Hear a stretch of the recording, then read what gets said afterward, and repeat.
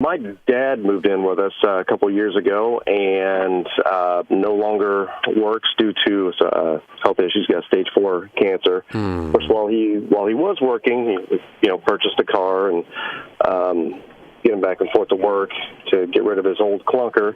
And now that he's not working with the car, the insurance, meds and things like that, his Social Security is the only income at this time.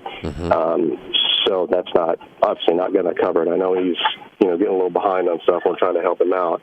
So I'm wondering if we should just go ahead and pause our debt snowball and start working to kind of help out his situation, kind of since he does live with us at the time as one family, just kind of work on.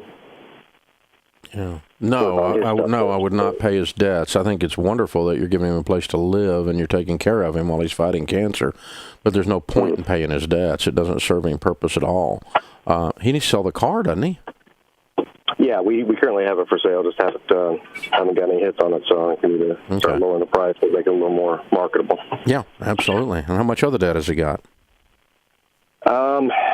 Just basically I think it's just the car, and had a storage unit.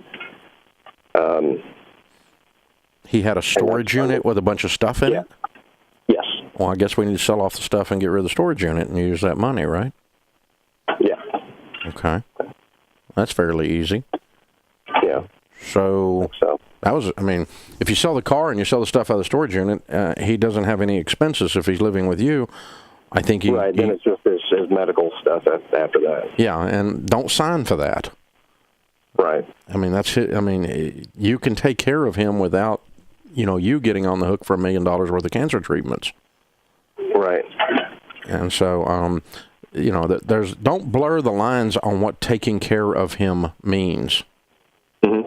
You see what I'm saying? When you go over and start stepping into his financial obligations and taking those on, that's a whole lot different than taking care of him while he's, fighting a cancer fight. Right. How old is he? He'll be 65 next month. Okay. And you said stage 4. What's the prognosis? It was 3 to 10 initially, but that was, I think, before they saw the bone scans and saw kind of where all it spread. So I think that's kind of the 3 to 10 is definitely a little progressive. I think months, 3 to 10 months. No, I'm sorry. It was 3 to 10 years, and I'm thinking the 3 years is pushing that. Yeah. Okay. All right. Well, I'm sorry. I'm sorry you guys are having to walk through this. The least of his problems then are cars and storage units. But to relieve stress, you can clean out those two things and help him get rid of those two obligations without you having to sign up for his debts. Does that make sense? Yes, sir. Okay. So I mean, yes, you take care of him. He's your dad, and that's wonderful. And I think I want to completely hear you embrace that. And I'm so sorry you guys are facing this. It's such a gut-wrenching thing to go through emotionally. Okay, now then let's deal with what happens. Someday we all pass away. What happens when he passes away? If he has debt and he passes away, it doesn't get paid. But if you start taking it on, then his debt survives him, and you are now obligated. So on the hook. Yeah, and so a real cold way of saying it. I don't want you to misunderstand my lack of compassion, because it's not one.